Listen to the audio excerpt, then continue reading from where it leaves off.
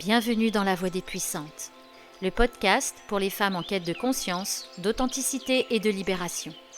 Je suis Estelle Ruiz, astrologue, thérapeute d'obsidienne et accompagnante holistique.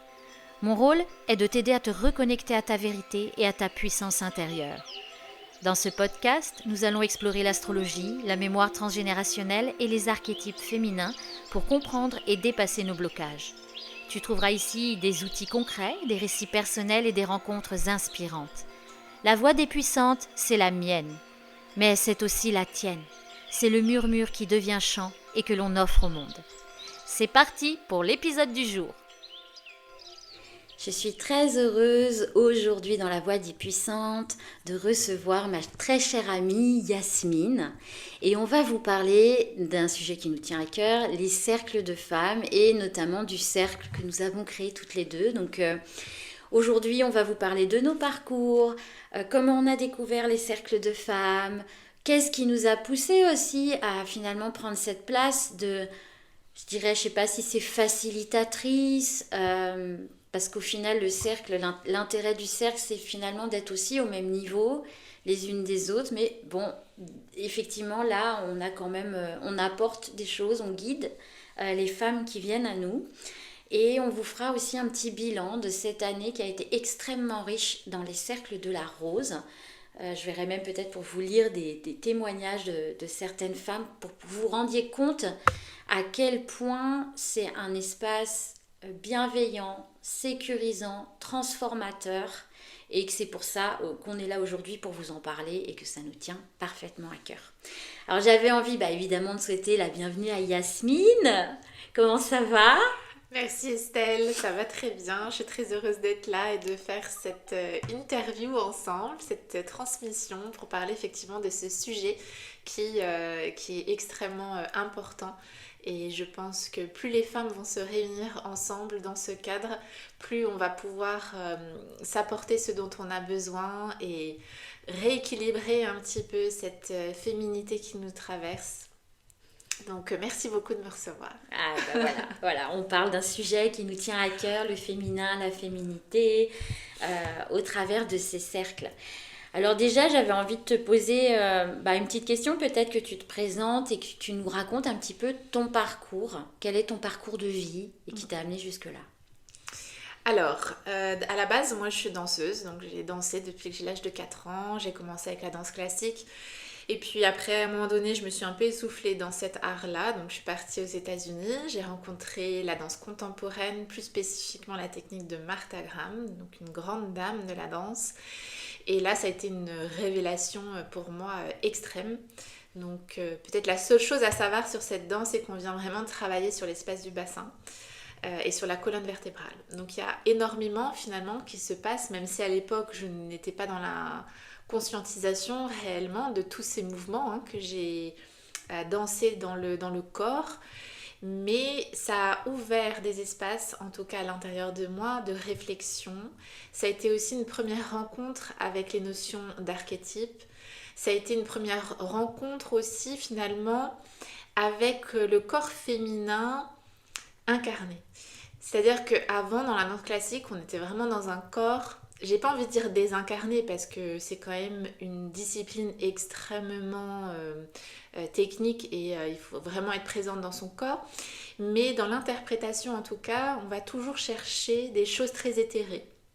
Et on cherche dans la danse classique à ne pas montrer l'effort, à être cet être un petit peu exceptionnel qui... voilà. Et quand j'ai rencontré Martha Graham, là j'ai rencontré la chair, j'ai rencontré ma chair, j'ai rencontré la terre, on danse pieds nus, il n'y a plus de chaussons, donc il n'y a plus de filtre. Tous les mouvements sortent d'une profondeur extrême, donc on va jouer sur l'instinct, c'est vraiment la respiration, l'expansion de nos émotions, et on va chercher à montrer aussi l'effort. Donc c'est une toute autre manière que d'aborder le mouvement. Et donc voilà, ça a changé complètement mon rapport au monde, mon rapport à la féminité et m'a amené vraiment à découvrir qui j'étais en tant qu'artiste, en tant que femme. Et je pense que c'est là vraiment que mon parcours démarre vraiment. C'est avec ça. Parce que ça m'a amené aussi à faire des rencontres extraordinaires avec des femmes qui euh, portaient une voix particulière, qui osaient donner leur voix, ce qu'elles avaient dans la profondeur. C'était assez extraordinaire quand je repense à toutes les professeurs qui m'ont accompagnée. Il y avait vraiment quelque chose d'unique chez elles, de très particulier. Il y avait une force, une puissance dans ce qu'elles disaient et en même temps aussi pour beaucoup une immense douceur. Donc ouais, ça a été mon premier électrochoc, on va dire, avec la danse, en changeant de continent, traverser tout un océan. Donc ça a été un reboot de tout mon système de croyances finalement. Et puis j'ai eu la chance de rencontrer des gens qui m'ont amené à voir le corps, la danse, le mouvement aussi comme des outils de transformation. Euh, je pense que voilà, il y a vraiment des mythes qui ont été traversés, des grands mythes qui ont été traversés à travers la danse, et donc des guérisons. Et c'est là où j'ai vraiment compris à quel point la danse pouvait être pouvoir de transformation, mais aussi extrêmement thérapeutique et guérisseur, sans forcément qu'on cherche à conscientiser quoi que ce soit, hein, mais ça se passe en fait à travers nous. Et c'est ensuite dans notre vie de tous les jours qu'on se rend compte que, ben, oui, des fois on n'est pas on réfléchit pas de la même manière que qu'un non-danseur par exemple. Donc ça m'a forcé à me questionner et à aller chercher encore plus en profondeur ces notions de féminité, de psyché, de rapport entre notre psyché, notre corps. Puis ça m'a amené ensuite vers la spiritualité, un peu plus en profondeur. Et donc voilà, quand je suis rentrée en France ensuite, j'ai continué toutes ces explorations du mouvement, d'aller chercher un petit peu à droite, à gauche, encore qu'est-ce que je pouvais apprendre finalement, parce que j'adore apprendre. Et c'est que vraiment beaucoup plus tard finalement que la notion de se réunir entre femmes, de cercle de femmes est venue à moi. Au départ, bon, c'est pas des choses qui étaient vraiment importantes pour moi. Je pense aussi de par mon éducation.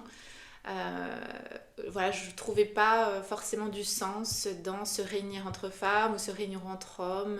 Voilà, pour moi, j'avais pas compris que c'était important. Mais après, oui, effectivement. Je sais pas si j'ai fait le tour un petit peu, j'ai l'impression de m'être un petit peu évadée. Non, c'était très bien, c'est très intéressant de voir un petit peu par où t'es passé. Après, je te poserai une petite question. Pour les personnes qui écoutent et qui ne me connaîtraient pas, hein, voilà, en général, je pense que vous me connaissez un peu, mais qui ne me connaîtraient pas, c'est vrai qu'avec Yasmine, on s'est aussi beaucoup retrouvés là-dedans, parce que même si moi, c'est à travers le chant, la musique, on est toutes les deux des artistes. Et que je retrouve quand elle parle déjà des différentes initiations qu'on peut avoir, parce que quand on est dans cette recherche artistique, au début, effectivement, on n'a pas l'impression que ça va être thérapeutique ou que ça va venir développer des espaces de nous-mêmes, mais en réalité, bien sûr que si, quand bien même il n'y a pas ce mot de thérapie, ou évidemment que ça nous fait voir le monde, ça nous fait évoluer intérieurement sans qu'on s'en rende compte. Il y a des métamorphoses régulières par rapport aux personnes qu'on peut croiser. Alors moi, c'est vrai que dès toute petite, en plus d'aller dans le plan musical, j'ai tout de suite j'ai tout de suite été très très attirée par l'astrologie, par tout ce qui se voyait pas, par l'ésotérisme, enfin les contes, les mythologies, tout ça, ça a toujours fait partie de moi toute petite, hein. Ce dont je me souviens, c'est vraiment à 8 ans d'avoir eu ce livre d'astrologie entre les mains, et là mon monde a commencé à changer. Donc c'est des choses que j'ai explorées seule de mon côté, et puis après voilà, j'ai développé aussi toute ma carrière artistique, et tout ce dont vient de parler Yasmine, je le ressens, c'est-à-dire cette ouverture au monde, aux autres.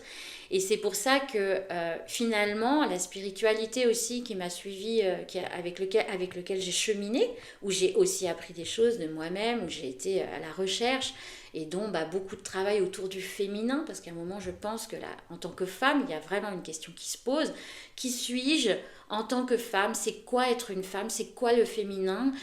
Parce qu'on n'est pas forcément d'accord avec ce que la société veut nous imposer comme type de féminin, comme rapport au féminin aussi. Pourquoi il y a des rivalités? Pourquoi il n'y en a pas forcément? C'est quoi notre rapport en fait au féminin, à notre propre cyclicité aussi? C'est vrai qu'on a beaucoup travaillé avec Yasmine cette année, mais on vous en parlera dans le bilan de notre dernière année de cercle. C'est pas la seule année qu'on a fait ensemble, mais c'est vrai qu'on a été en cherchant un petit peu les axes. Et toutes les deux, on a eu aussi cette recherche-là autour du cycle, autour autant de l'aspect biologique que énergétique que spirituel. Et c'est ça qui nous amène ici maintenant, et c'est ça aussi qui nous relie toutes les deux. Et c'est vrai que c'est quelque chose qui me tient énormément à cœur parce que voilà, c'est des espaces que j'ai pu traverser, que ce soit via mon art ou via la recherche personnelle que j'ai pu avoir au fil du temps et qui m'a amené voilà, à être aussi dans cette recherche de pouvoir, quand on comprend des choses, comme tu le disais, t'aimes apprendre, moi aussi j'aime apprendre un tas de trucs, et puis à un moment, on sent la nécessité de le retransmettre, donc que ce soit notre art, toi Yasmine, t'es aussi professeure de danse, moi je donne aussi des cours de chant, parce que on voit tellement la puissance que ça peut avoir, et on a envie de pouvoir faire profiter ça aux autres personnes. Et dans ton parcours, moi j'avais envie de te poser cette question-là, Yasmine, quand est-ce que tu as connu vraiment précisément les cercles de femmes? Quand est-ce que c'est rentré dans ta vie? Je dirais que c'est rentré dans ma vie par des lectures tout d'abord. Euh, les premières lectures que j'ai pu faire, surtout le mythe qu'il y a autour du Saint Graal. Hmm. Donc, je crois que c'était... j'ai oublié le nom de ce livre autour de ce mythe qui se passe à Avalon. Hmm. Et en fait, donc c'est par cette mythologie-là, donc c'est par le biais du conte finalement, Ouais. que après j'ai circulé et j'en suis arrivée à ça. Donc du coup, voilà, donc cette histoire du Graal m'a amené vraiment à me poser des questions plutôt mystiques finalement sur cette histoire. Qu'est-ce que cette histoire essaie de me raconter? Pourquoi est-ce qu'il y a quelque chose à l'intérieur de moi qui vibre? Et où est-ce que ça peut m'emmener? Donc après, en cherchant un petit peu, je me souviens c'était une femme qui était aussi astrologue, qui parlait de l'équilibre du féminin, du masculin, de la quête du Graal. Et je faisais forcément les recoupements avec Joseph Campbell aussi, et le voyage du héros. Donc petit à petit, en fait, par ce biais de la quête du Graal, donc finalement de cette quête intérieure, hein, de son identité, j'en suis arrivée à voir qu'il existait des tentes rouges, ça s'appelait comme ça en tout cas quand j'ai démarré, et que voilà, c'était donc ces espaces où on venait entre femmes se réunir. Et là, ça a été un peu comme un électrochoc parce que comme je vous disais tout à l'heure, j'ai jamais vraiment porté d'attention à ça. Et en fait, je me suis rendu compte que je vivais les cercles de femmes tout le temps, depuis que je suis enfant. Parce que du coup, je suis d'origine marocaine et quand je rentrais au Maroc, eh bien, on est en cercle de femmes, très souvent. On est amené à avoir des cercles d'hommes et des cercles de femmes. Et je me rendais absolument pas compte en fait de cette richesse que c'était à l'époque. Et donc en lisant tout ça, il y a tous ces souvenirs, ces mémoires en fait qui me sont revenus de tout ce que j'ai pu partager finalement avec ma famille, avec les femmes aussi que j'ai pu rencontrer, même s'il y avait la barrière de la langue, et j'ai envie de dire heureusement parce que du coup ça m'a permis d'observer en fait peut-être les dynamiques et de recevoir une transmission qui n'était peut-être pas dite verbalement, mais en tout cas que j'ai reçue corporellement. Euh, donc, donc voilà, j'ai réalisé ça. Je dis, mais les tentes rouges, attends, c'est incroyable. Puis après, j'ai commencé à me poser des questions sur mon cycle féminin, qui était une chose que je ne me posais absolument pas. Étant danseuse, voilà, faut performer quoi qu'il arrive. Donc, on oublie, on oublie. Hmm. Puis depuis qu'on est gamine, on nous dit, enfin, on n'a qu'à regarder les publicités hein, pour voir Hmm. qu'il faut effacer le plus possible cette initiation-là. Et donc voilà, j'ai commencé à comprendre voilà, que mon cycle était porteur de quelque chose, que effectivement, oui, j'avais des émotions particulières à certains moments et que c'était ok, que voilà, ça pouvait. Et puis bien plus tard encore, c'est devenu vraiment une science, j'ai envie de dire presque, que j'ai étudiée vraiment, où là j'ai pris responsabilité pour le fait d'avoir un cycle féminin et de voir comment est-ce que je peux remettre ça vraiment dans mon quotidien. Et puis donc pour revenir au cercle de femmes, je ne trouvais pas en fait trop comment connecter avec les femmes. Je voyais bien qu'il y avait des cercles en ligne, mais bon, pour moi, à l'époque, en ligne était quand même un petit peu moins développé et je n'étais pas du tout à l'aise avec cette idée-là.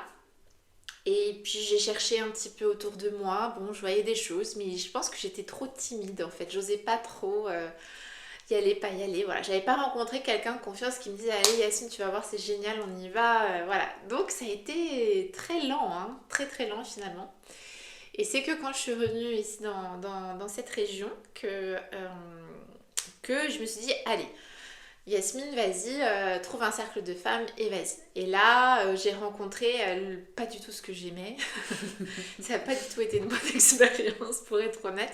Et je pense qu'il fallait que je la vive parce que c'était important de voir, en fait, à quel point c'est important de structurer, à quel point c'est important de ne pas faire n'importe quoi, en fait, et que tenir un espace, c'est pas anodin. Et qu'effectivement, le cercle est puissant. Et quand il n'y a pas ce cadre et cette structure, c'est source d'ennui, j'ai envie de dire, parce que on rejoue on se rejoue beaucoup de choses entre femmes. On peut rejouer des jalousies, on peut rejouer des prises de pouvoir, on peut rejouer. Il y a beaucoup de choses qui se jouent et ça demande, je pense, vraiment une posture déjà d'humilité, d'authenticité envers soi et de grande écoute et d'observation pour pouvoir, voilà, je vais offrir un cercle et pour que les femmes aussi se sentent en sécurité de partager. Moi j'ai beaucoup de pudeur, enfin un petit peu moins maintenant, je suis plus à l'aise avec ma parole, mais à l'époque je suis quelqu'un de très pudique et je n'ai jamais trop aimé parler de moi. Donc là, c'était des premiers pas. Voilà, aller dans un pays étranger, ça m'a beaucoup aidé parce que parler un autre langage, ça crée quelque chose dans la psyché qui fait qu'on s'autorise plein de trucs. mais voilà, c'était pas quelque chose de naturel pour moi. Et là, ben, je me suis rendu compte que potentiellement, en plus, ce que je disais pouvait potentiellement être source ben, d'émotions chez les autres et pas forcément de prise de responsabilité derrière. Donc voilà, j'ai vu un peu ce qui pouvait se jouer et donc ça m'a donné envie quand même de creuser. Ça m'a pas fait peur, je me suis pas dit ah non non c'est bon, c'est pas pour moi. Mais au contraire, je me suis dit bon, il y a quelque chose à faire, il y a un besoin, il y a des femmes formidables à rencontrer, donc j'ai continué à chercher, puis après ben tu es arrivé. Et là je me suis dit mais en fait il n'y a pas besoin de chercher, il y a juste à ok on s'ouvre et ça vient. Et donc toi Estelle, comment ça s'est passé pour toi? Alors moi, c'est au travers effectivement des différents stages, ateliers que j'ai pu faire. Au début, dans le milieu un peu chamanique, hein. J'ai fait beaucoup de travail chamanique. Donc il y a eu des cercles de base mixtes, hein. Bon, souvent dans les pratiques spirituelles, on va pas se mentir, il y a 80% de femmes. Donc en général, il y a un ou deux hommes qui se perdent là-dedans. Donc même sans que ça s'appelle particulièrement des cercles de femmes, on se retrouve très souvent déjà entre femmes. Donc là, c'était quand même sur des pratiques extrêmement précises. Mais c'est un peu comme tu l'as signifié, chaque cercle va avoir pour moi la couleur de la personne qui tient l'espace. Et comme tu le dis, il y a quelque chose qui est de l'ordre d'une vraie responsabilité pour que ça reste un espace toujours bienveillant, ouvert, sans jugement. Et donc, j'ai pu expérimenter ça au travers de cercles chamaniques, de cercles vraiment de femmes. Même dans mes cercles chamaniques, des fois, on faisait des cercles vraiment que de femmes. J'ai souvenir là de ma première grosse retraite d'une semaine, découverte animale totem, quête de vision et tout ça qui avait été extraordinaire. Et où on avait vraiment fait, je crois, vraiment ce premier cercle de femmes. Et puis après, j'ai travaillé beaucoup autour de Lune Rouge, de Miranda Gray. Donc ça, c'est tout le travail du cycle féminin. Et là, ça m'a aussi amené à être dans des cercles de femmes. Alors oui, les tentes rouges, effectivement, moi aussi, j'ai connu ça, mais j'ai pas été particulièrement dans un cercle de tentes rouges. Les tentes rouges, je crois que c'est quand même globalement la parole. Donc à la base, c'est un cercle de femmes et de paroles. Moi, j'ai toujours été dans des cercles où il y avait quand même des pratiques de l'introspection. Et je pense que c'est ce qui me correspond quand même assez fort. Même si c'est super de pouvoir déposer une parole, je trouve ça bien que quand quelqu'un propose un cercle et est gardien de l'espace, il puisse proposer aux personnes d'aller un petit peu plus loin que de juste une parole. Et c'est vrai que c'est ce qu'on a mis en place toutes les deux. Donc moi j'ai fait des cercles aussi en co-création avec d'autres personnes avant, des cercles toute seule. Assez rapidement en fait, je voyais la puissance que ça pouvait avoir, la beauté que ça pouvait avoir. Moi j'ai toujours eu un rapport aux femmes, j'ai toujours été dans des groupes de copines, mais je pense que j'y réfléchissais la dernière fois, c'est que aussi dans ma famille, il n'y a pas de rivalité entre les femmes, c'est pareil, moi je suis d'origine espagnole, donc je pense qu'il y a voilà, comme au Maroc, même si nous, on est plus chrétiens et donc il n'y a pas non plus les côtés hammam, etc. Quoique dans le sud de l'Espagne, peut-être plus. On a quand même, tu vois, cette fibre-là. Et cette fibre, bah, c'est cool, on est entre femmes et on profite. Et, enfin, je sais pas, en tout cas, moi, j'ai pas eu, comme je peux l'entendre de la part de femmes que j'accompagne, hein, le côté rivalité, le côté les autres femmes, c'est pas bien, faut être qu'avec des hommes. Et puis, j'ai jamais eu ça. Et j'ai vécu beaucoup de très belles expériences avec d'autres femmes, de très beaux espaces où tu partages, où il n'y a pas la parole qui devient une arme, où il n'y a pas de choses comme ça. Et donc, bah, c'était comme quelque chose d'un petit peu naturel d'aller aussi dans ces espaces-là qui sont quand même pour moi différents de quand tu vas boire un petit coup avec tes copines. Clairement. Quand même. Enfin, je veux dire, c'est pas...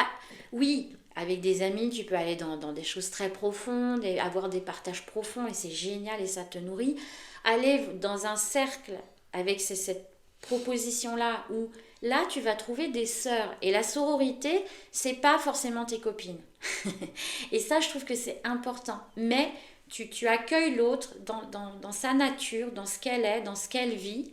Et je trouve que c'est encore plus fort que d'accueillir quelqu'un que tu aimes. Donc de toute façon, tu seras pas dans le jugement. Enfin, normalement, quand on aime quelqu'un... Mais là, c'est une personne encore différente de toi. Et ça vient nourrir des espaces de tolérance encore plus grands, de bienveillance encore plus grands, de soutien encore plus grand. Et vraiment, je trouvais ça tellement formidable que j'ai assez rapidement eu envie de donner des cercles de femmes, de faire profiter à d'autres femmes des enseignements que j'ai pu avoir hein, avec voilà, de l'humilité. Hein. L'idée, c'était pas vraiment d'être plus que ou je ne sais trop quoi. Hein. C'était pas du tout comme ça. Et effectivement, au fur et à mesure, chaque cercle, tu te rends compte de la puissance, de la transformation qu'il peut y avoir. Donc ça, c'est vraiment magnifique. Et j'ai eu envie de continuer quand je suis venue sur Blois, parce que je suis pas blésoise à la base. Et on s'est rencontrées toutes les deux. Et on s'est rencontrés dans un repas qui était fait pour que justement des personnes qui étaient un peu dans le bien-être, la spiritualité se rencontrent. Et là, j'ai vu cette Yasmine, là, rayonnante, avec son grand sourire. Et tout de suite, je me suis dit, waouh, elle a l'air super cette fille. Enfin, vraiment, tout de suite, j'ai eu un premier appel comme ça. Et puis bon, chacun autour de la table, on a pu discuter de ce qu'on faisait les uns les autres. Et moi, j'arrivais tout juste à Blois. Et évidemment que je voulais déjà remettre en place mes cercles de femmes que je faisais avant, là où j'habitais avant. Et puis, Yasmine, toi, tu montais. Tu revenais un peu là. Ça faisait combien de temps que tu étais revenue ici ? Ça faisait tout juste un an. Ouais, ça faisait tout juste un an. Puis j'étais repartie en plus 3 mois en Espagne avant. Donc c'était tout récent. Mais par contre, j'avais déjà bien mis en place... je m'étais déjà décidée de faire naître le projet Terra Danza. Et donc voilà, on s'est croisés dans ce contexte-là. Bah oui, dans ce contexte, parce que du coup, elle était en train de créer donc, tout ce super espace. Et je me suis dit, peut-être que... je pourrais louer une salle et commencer à faire des cercles en fait sur la région. Et puis en fait en discutant on a fini par dire si on faisait un cercle toutes les deux pour vraiment allier aussi tous les beaux outils d'Yasmine, notamment autour du corps. Ça, je trouve ça tellement génial, la danse, le yoga. Et puis c'est un peu comme ça qu'on a commencé, que notre rencontre s'est faite finalement aussi sur ce projet là qui est devenu commun. Oui, absolument. Et je me souviens d'ailleurs que le premier cercle qui a eu lieu, c'était un cercle sur le Venus Star Point. Et c'est toi qui as organisé, même avant que moi je donne un seul cours de danse dans le studio, on a d'abord fait ce Venus Star Point et j'ai trouvé ça magnifique en fait pour ouvrir en fait l'espace Terra Danza et je crois que ça a vraiment donné une note toute particulière aussi à notre collaboration. Enfin là, c'était moi, j'étais participante entièrement. Et donc voilà. Et donc après, on a dit, mais en fait, continuons continuons ensemble. Exactement. Et puis bah voilà, première année, bon bah on a proposé plutôt autour de la saisonnalité, qui était déjà, c'est déjà intéressant. Enfin moi j'aime bien apporter un petit fil rouge quand même. Et puis après la deuxième année, on s'est dit, tiens, si on faisait les déesses indiennes, les grands... Enfin, c'est des archétypes, on peut retrouver vraiment des qualités, on peut aller chercher des qualités auprès de ces archétypes. Et puis, voilà, l'année dernière, il y a quelque chose d'autre qui s'est encore plus imposé à nous. Et je trouve que c'est beau que tu parles du Venus Star Point, parce que c'est en lien, enfin c'est marrant, tu as parlé d'Avalon avant.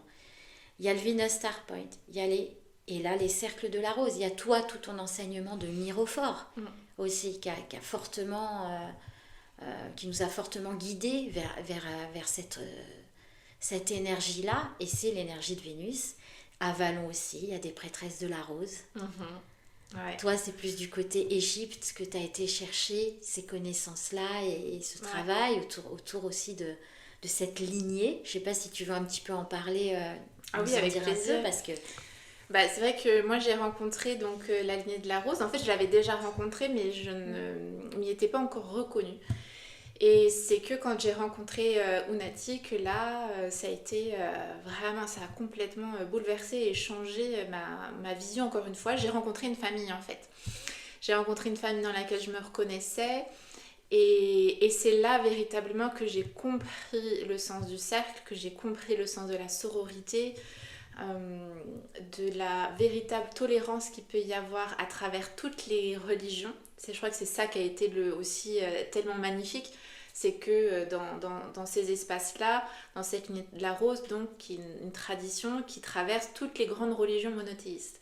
Donc déjà, on vient se réunir autour de cette fleur qui est le symbole, je pense, ultime de l'amour en fait, mais l'amour dans le sens divin, l'amour dans le sens universel, l'amour dans le sens de c'est ce dont nous venons et c'est ce à quoi nous retournerons, et qu'une fleur puisse symboliser ça. Et d'ailleurs ça l'est encore dans notre quotidien absolument, puisque la Saint-Valentin c'est la rose rouge, donc voilà, c'est imprégné absolument partout. Et donc voilà, donc après j'ai plongé, c'est vrai, dans ces enseignements-là qui ont été une reconnaissance d'une voie spirituelle en fait, comme on peut avoir d'autres voies spirituelles. Pourtant j'ai fait du yoga, j'ai pas manqué d'explorer des voies, mais là j'ai dit ah oui, non, ça c'est chez moi, voilà, c'est chez moi et c'est ça que j'ai envie de partager avec le monde, c'est ça qui fait sens. Et donc voilà, tu m'as rencontrée finalement dans ce changement aussi, puisque c'est en cours on avait déjà commencé nos cercles, et donc tu as vu cette rencontre se passer et ma vie aussi se transformer, la manière d'être, de transmettre. Et je pense que tu t'es aussi reconnue dans tout ce que j'ai pu te partager aussi, et donc c'est ça qui est très beau.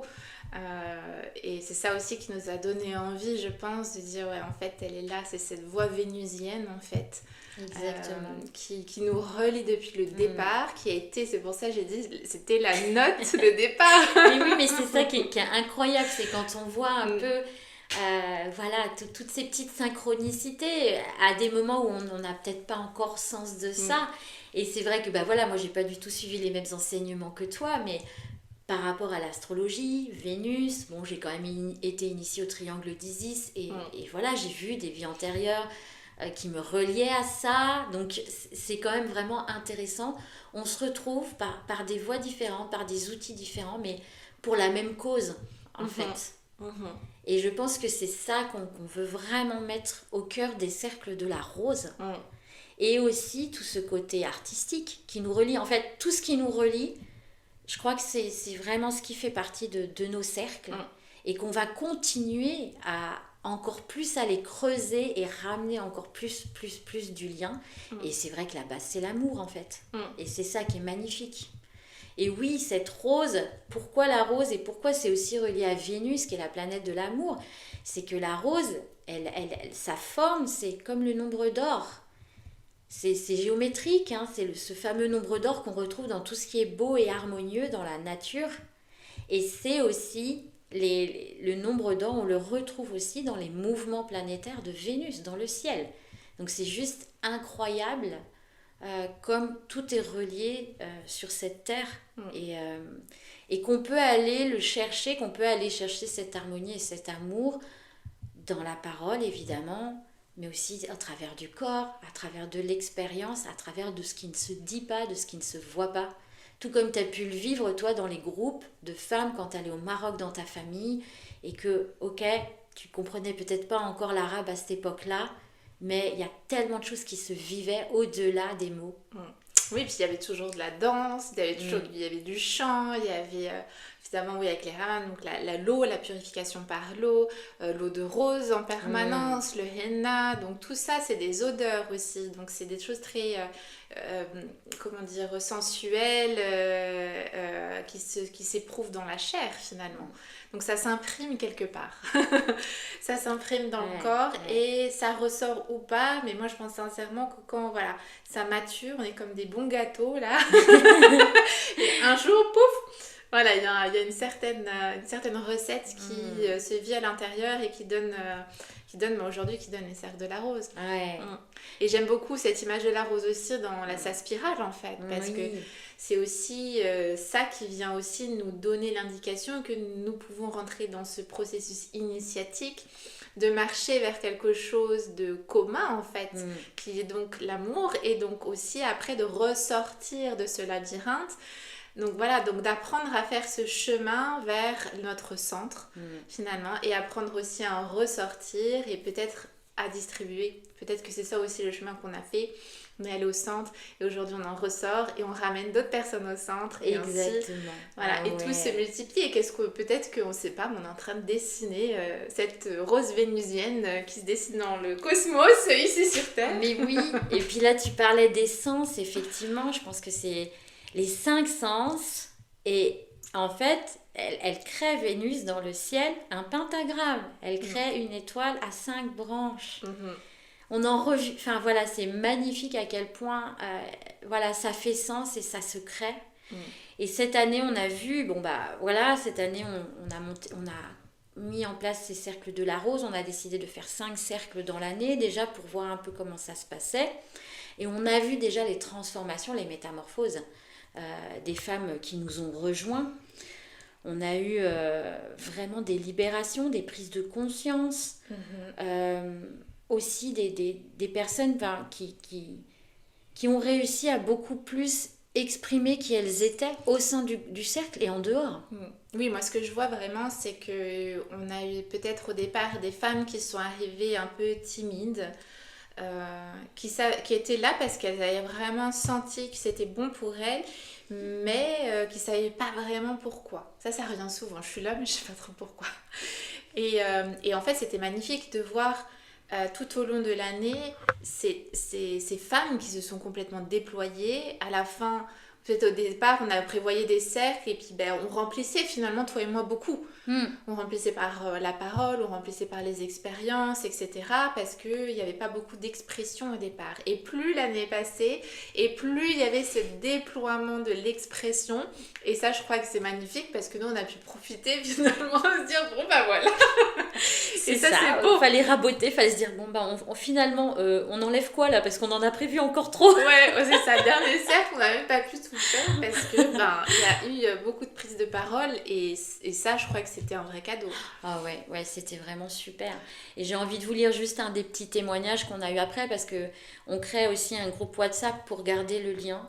Et donc une des participantes nous dit « Merci beaucoup pour ce cercle. J'avais oublié à quel point vos témoignages, vos paroles et vos différentes expériences de femmes sont inspirantes.